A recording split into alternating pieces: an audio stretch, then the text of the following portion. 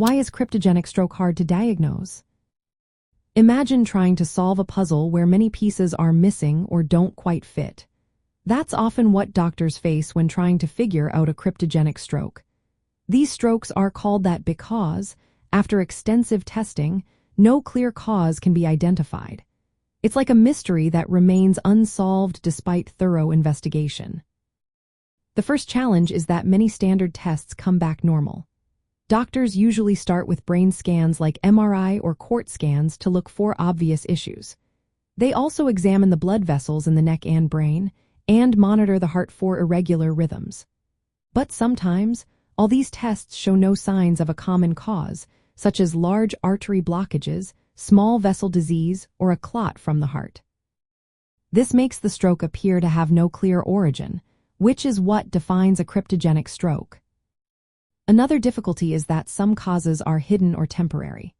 For example, atrial fibrillation, an irregular heartbeat that can cause clots, might only happen sporadically. If it occurs only briefly or intermittently, it might not be caught during routine heart monitoring. Detecting these fleeting episodes often requires prolonged or specialized monitoring, like implantable loop recorders, which are devices placed under the skin to record heart activity over months. Even with these tools, sometimes the cause remains elusive. The complexity increases because cryptogenic stroke is likely a mix of different underlying issues. Some patients might have a small hole in the heart called a patent foramen ovale, which can sometimes allow clots to pass from the veins to the brain. Others might have subtle blood clotting disorders or hidden cardiac abnormalities that are hard to detect. These mechanisms are often subtle and may need advanced, sometimes invasive, testing to uncover. Diagnostic limitations also play a role. The thoroughness of testing depends on available resources, the patient's condition, and the doctor's judgment. Not every patient can undergo every test, especially if they are costly or carry risks. Sometimes, limited testing leads to a diagnosis of cryptogenic stroke simply because the cause wasn't looked for or couldn't be found.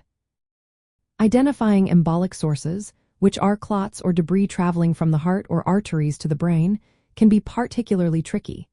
Imaging may suggest an embolic pattern, but pinpointing the exact source, like a small PFU or a subtle heart abnormality, can be challenging.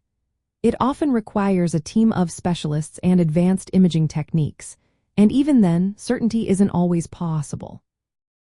Finally, it's important to understand that not knowing the cause can lead to misconceptions. Some might think these strokes are less serious, but they can be just as dangerous and requiring careful management to prevent future events.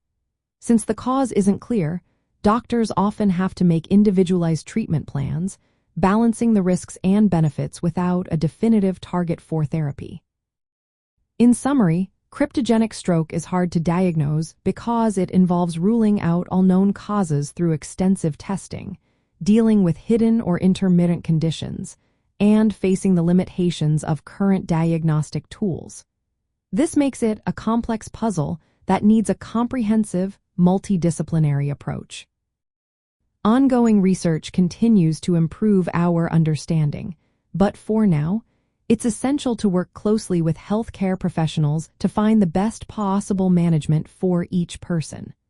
Always consult your doctor for personalized advice and diagnosis.